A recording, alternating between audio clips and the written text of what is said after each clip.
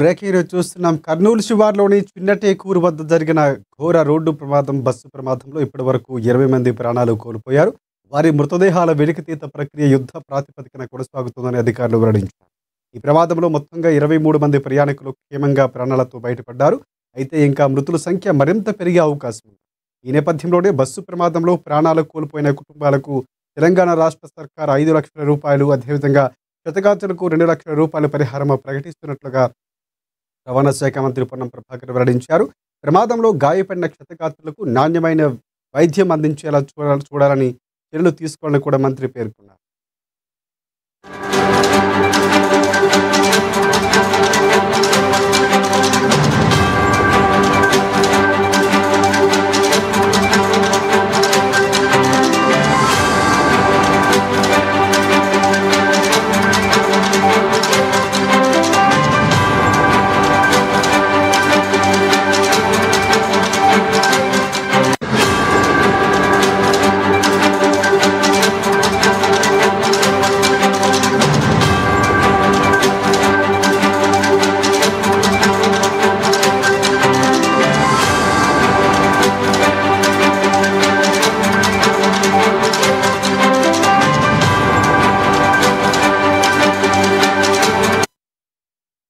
కర్నూలు శివార్లోని చిన్నటేకూరు వద్ద జరిగిన ఘోర బస్సు ప్రమాదంలో ఇప్పటివరకు 20 మంది ప్రాణాలు కోల్పోయారు. వారి మృతదేహాల వెలికితీత ప్రక్రియ యుద్ధ ప్రాతిపదికన కొనసాగుతుందని అధికారులు వెల్లడించారు. ఈ ప్రమాదంలో మొత్తంగా 23 మంది ప్రయాణికులు క్షేమంగా ప్రాణాలతో బయటపడ్డారు.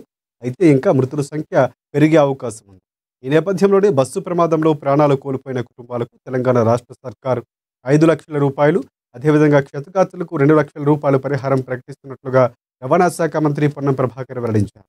ప్రమాదంలో గాయపడిన క్షతగాత్రులకు నాణ్యమైన వైద్యం అందేలా చర్యలు తీసుకుంటున్నామని మంత్రి వివరించారు.